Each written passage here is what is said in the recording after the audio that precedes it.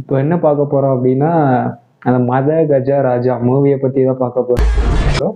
அதான் பல வருஷத்துக்கு முன்னாடியே எடுத்த படம். அது பொங்கலுக்கு ரிலீஸ் ஆகும் சத்தியமா எதிர்பார்க்கல.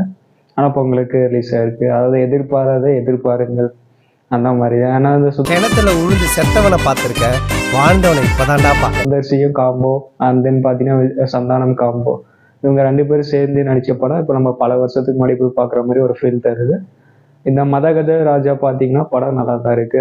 நான் பார்த்ததுல அது நான் பார்த்தீங்கன்னா ஒரு பொண்ணு வந்து இறங்கி சொல்றேன். எனக்கு நல்லாவே ஞாபகம் இருக்கு. இந்த படத்தோட ட்ரைலர் பார்த்தீங்கன்னா பல வருஷத்துக்கு முன்னாடி அப்போ நான் பட்டன் மொபைல் தான் வச்சுட்டு இருந்தேங்க.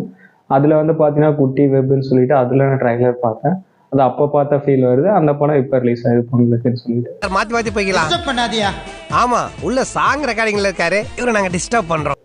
எல்லாரும் சொன்ன மாதிரி தான் அந்த டைம் டிராவல் பண்ணி பார்ப்போம்ல, அந்த மாதிரி ஃபீல் ஆச்சு. அதுல பாத்தீங்க அப்படின்னா மனோபல காமெடி வந்து அல்டிமேட். 15 வருஷமா ஆறலையா, சுகரா இருக்கு போது டாக்டர் போய். சுந்தர்சி டைரக்ஷன்ல விஷால், அதுக்கப்புறம் சந்தானம், வரலட்சுமி, அஞ்சலி, அதுக்கப்புறம் பாத்தீங்கன்னா அந்த மனோபால காமெடி அல்டிமேட்டா இருந்துச்சு. அதுக்கப்புறம் சோனி ஷூட் மலைப்பாம்பு மாதிரிடா தல தமிழ்நாட்டிலும் வாழட்டு. அதுக்கப்புறம் மொட்டை ரஞ்சிதரன் பாத்தீங்க அப்படின்னா அதுல நான் காமெடி இருக்கும்னு நினைச்சேன். நான் ஃபுல்லா பாத்தீங்கன்னா வில்லனாவே இருந்துச்சு கேரக்டர் ஃபுல்லா. குறுகுல காலை விடு கடிதலையா பார்க்கலாம். ஏன்னா காமெடி ஆக்டர் தானே நான் வில்லனா இருக்குன்னு சொல்லிட்டு நான் யோசிச்சேன். அதுக்கப்புறம் பார்த்தோம் அப்படின்னா நான் பல வருஷத்துக்கு முன்னாடி எடுத்தது தானே. அப்போ அவர் வந்து பாத்தீங்கன்னா வில்லனா தான் இருந்திருக்காரு. அதனாலதான் பாத்தீங்கன்னா அந்த படம் ஃபுல்லாவே அவர் வில்லனா இருக்காரு. ஏதாவது காமெடி இருக்குன்னு எதிர்பார்த்தேன், பட் வில்லனா இருந்துச்சு. அதுவும் நல்லா தான் இருந்துச்சு. வச்சு குதிரை ரேஸ் ஆட வேண்டிய வயசுல ரன்னிங் ரேஸ்க்குலாம் கூப்பிட்டு நம்மள அசிங்கப்படுத்துறானுங்களே. போல பல நடிகர்கள் நடிச்ச அந்த படம் தான் மத கஜ ராஜா. படம் பாத்தீங்கன்னா எந்த மாதிரி அப்படின்னா, அதாவது ஒரு ஃபர்ஸ்ட் ஹாஃப் செகண்ட் ஹாஃப் ரெண்டு வேற வேற மாதிரி தான் இருக்கும். ஃபர்ஸ்ட் ஹாஃப்ல என்னன்னு பாத்தீங்கன்னா ஒரு கல்யாணம் ஒன்று நடக்குது. அதுல ஃப்ரெண்ட்ஸ் எல்லாருமே ஒன்று சேராங்க. ஒவ்வொரு ஃப்ரெண்டுக்கும் பாத்தீங்க அப்படின்னா ஒவ்வொரு பிரச்சனை வருது.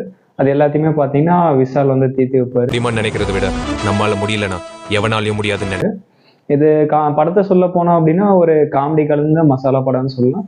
காமெடியா பார்க்கும்போது நல்லாதான் இருக்கு. பண்ற பாடி எந்த ரொமான்ஸ் படத்துல வந்து பாசிட்டிவ் பத்தி நான் சொல்லிடுறேன். இதுல படத்துல என்ன பாசிட்டிவ்னு பாத்தீங்கன்னா மனோபாலா, அப்புறம் சுந்தர்சி, அதுக்கப்புறம் சந்தானம், இந்த காம்போ அல்டிமேட்டா இருக்கும்.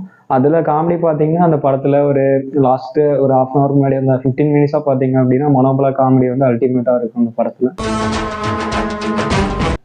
ஒண்ணு தோணுச்சது என்னன்னு பாத்தீங்கன்னா, நான் சந்தானம் ஹீரோ மட்டும் நடிக்காம அது காமெடியாவும் அப்பப்ப நடிச்சா நல்லா இருக்குன்னு சொல்லிட்டு இந்த படத்தை பார்க்கும்போது எனக்கு ஒரு ஃபீல் ஆச்சு.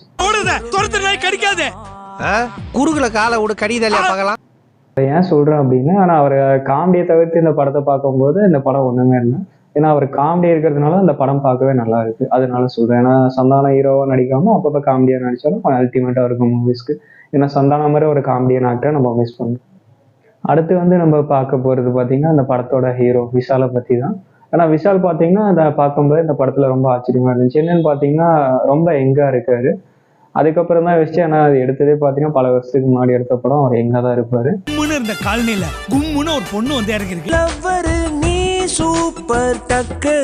அது அல்டிமேட்டா இருந்துச்சு. உங்களுக்கு ஆல்ரெடி நம்மளுக்கு தெரிஞ்சதான் விஷாலோட ஆக்டிங் அப்படி இருக்குன்னு சொல்லிட்டு அல்டிமேட்டா இருந்துச்சு. எல்லாம் பாத்தீங்க அப்படின்னா அல்டிமேட்டா பண்ணிருப்பாரு. அதுவும் இல்லாம இந்த ஆண்டனியோட மியூசிக் நல்லா இருந்துச்சு. எனக்கு அதுல வந்து சிக்கு புக்கு சாங் இருக்கு பாருங்க, அது கேட்கவே நல்லா இருந்துச்சு. அல்டிமேட்டா இருந்துச்சு. வழக்கமா எல்லாம் வாத்தியாரும் பாடம் நடத்தி தான் பரிச்சை வைப்பாங்க. எல்லா சாங்கும் கேட்குற மாதிரி தான் இருந்துச்சு. அதுல எனக்கு பிடிச்சது அந்த சிக்கு புக்கு சாங். அப்புறம் இந்த படத்தோட நெகட்டிவ் நான் சொல்லிடுறேன். இதுல என்னன்னு பாத்தீங்கன்னா பெரிய கதை ஒன்றும் இல்லை. இந்த படத்துல ஃபுல்லா காமெடி தான் இருக்கு. அது லாஸ்டா பாத்தீங்கன்னா ஒரு 15 மினிட்ஸ் பாத்தீங்கன்னா மனோபாலாவோட காமெடி வரும். அதோட படம் எடுத்திருந்தாங்க அப்படின்னா படம் பார்க்க நல்லா இருந்திருக்கும். அதுக்கப்புறம் ஒரு 15 மினிட்ஸ் இழுத்துட்டு போவாங்க படம்.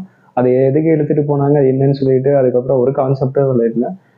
காமெடியை தவிர்த்து பார்த்தீங்கன்னா அந்த படத்துல பெருசா ஒன்றும் இல்லை. அந்த படம் நல்லா இருக்கு. நம்ம காமெடிக்காகவே அந்த மூவியை போய் பார்க்கலாம். ஏன்னா நிறைய பேர் பார்த்தீங்க அப்படின்னா இப்போ எல்லாம் அந்த படத்துல நடிச்சவங்க, அவங்களுக்காக போய் பார்க்கலாம். அவங்களோட காமெடியை வந்து நம்ம என்ஜாய் பண்ணலாம். காமெடிக்காக இந்த படத்தை பார்க்கலாம். ஆனால் படம் நல்லா தான் இருக்கு, காமெடியா இருக்கு, காமெடிக்காக பார்க்கலாம்.